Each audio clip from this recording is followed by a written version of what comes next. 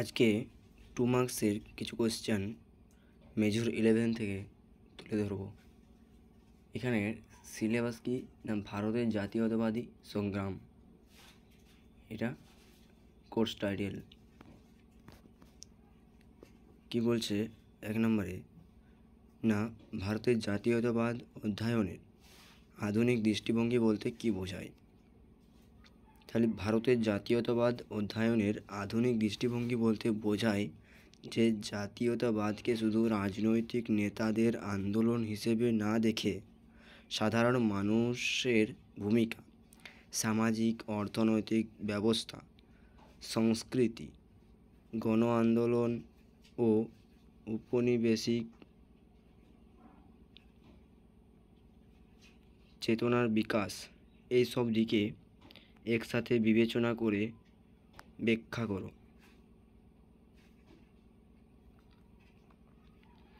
যেমন এটা সংক্ষেপে কি বলছে না, এটি জাতীয়তাবাদকে বহুমুখী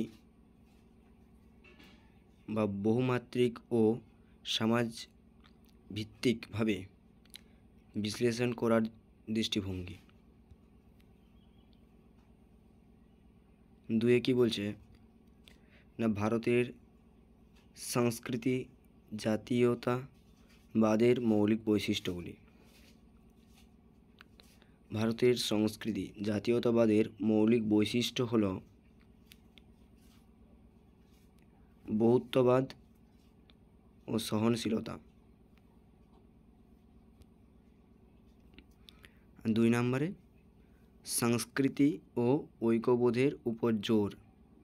তাহলে বহুত্ববাদ ও সহনশীলতা বলতে ভারতীয় জাতীয়তাবাদ বিভিন্ন ধর্ম, ভাষা, জাতি ও সংস্কৃতির সহাবস্থানকে গুরুত্ব দেয়। আর সাংস্কৃতিক ঐক্যবোধের উপর জোর, এখানে বৈচিত্র্যের মধ্যেও একটি সাধারণ সাংস্কৃতিক চেতনা ও ঐতিহ্যকে জাতীয় পরিচয়ের ভিত্তি হিসেবে দেখা যায়। সংক্ষেপে কি বলছে না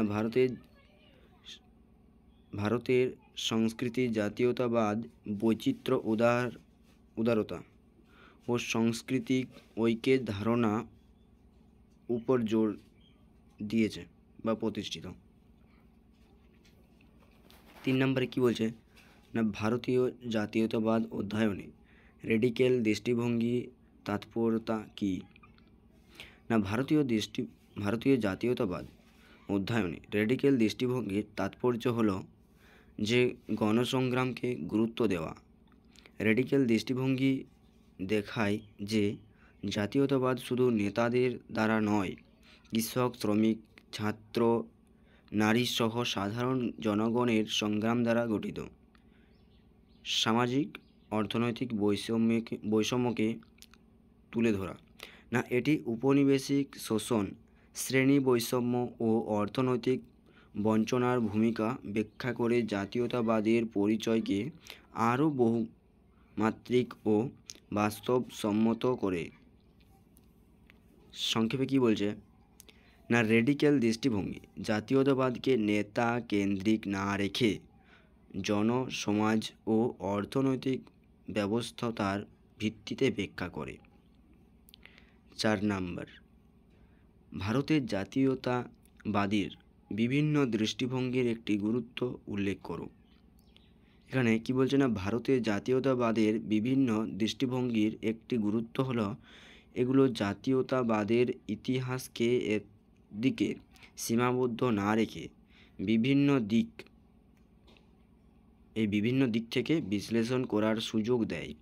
ফলে জাতীয়তাবাদের প্রকৃত স্বরূপকে আরও পরিষ্কার ও পূর্ণভাবে বোঝা যায়। সংক্ষেপে কি বলছে না বিভিন্ন দৃষ্টিভঙ্গি জাতীয়তাবাদ বোঝাকে বহুমাত্রিক ও গভীর ভাবে তুলে ধরে। 5 নম্বরে ভারতের সংস্কৃতি জাতীয়তাবাদ এর সঙ্গে যুক্ত একজন চিন্তাবিদের নাম। তাহলে ভারতের সংস্কৃতি জাতীয়তাবাদের সঙ্গে যুক্ত একজন গুরুত্বপূর্ণ চিন্তাবাদ হলেন কে? বঙ্কিমচন্দ্র চট্টোপাধ্যায়। তিনি বন্দে মাতরম রচনা করে। সাংস্কৃতিক জাতীয়তাবাদকে শক্ত ভিত্তি দেয়। 6 সংস্কৃতি জাতীয়তাবাদ ও আধুনিক জাতীয়তাবাদের মধ্যে কী পার্থক্য রয়েছে? তাহলে সংস্কৃতি জাতীয়তাবাদ ও আধুনিক জাতীয়তাবাদের পার্থক্য, এ সাংস্কৃতিক জাতীয়তাবাদকে ধর্ম, ভাষা, ঐক্য, ইতিহাস ও সাংস্কৃতিক ঐক্যের ভিত্তিতে ব্যাখ্যা করে। বি আধুনিক জাতীয়তাবাদকে সামাজিক, অর্থনৈতিক ব্যবস্থা, রাজনৈতিক আন্দোলন ও জনগণের অংশগ্রহণ এই বাস্তব দিকগুলোর উপর ভিত্তি করে ব্যাখ্যা করে। সংক্ষেপে কি বলছে না, সাংস্কৃতিক জাতীয়তাবাদ সাংস্কৃতিক ঐক্যকে গুরুত্ব দেয়, আর আধুনিক জাতীয়তাবাদ সমাজ, রাজনৈতিক ও অর্থনৈতিক ব্যবস্থাকে গুরুত্ব দেয়। 7 1857 সালে মহাবিদ্রোহের ফলে ভারতে ব্রিটিশ শাসনের প্রধান ফলাফল কী হয়েছিল? না, 1857 সালে মহাবিদ্রোহের ফলে ব্রিটিশ শাসনের প্রধান ফলাফল ছিল 1 নম্বরে ইস্ট ইন্ডিয়া কোম্পানির শাসন শেষ হয় এবং ভারতের শাসনভার সরাসরি ব্রিটিশ সরকারের হাতে চলে যায়, ব্রিটিশ রাজ প্রতিষ্ঠিত হয়।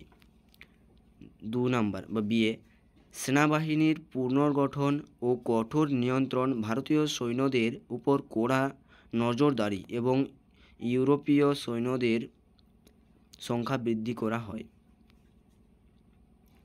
সংক্ষেপে কি বলছে না, কোম্পানি শাসনের অবসান ও সরকারি ব্রিটিশ শাসন প্রতিষ্ঠা, এটাই ছিল প্রধান ফলাফল।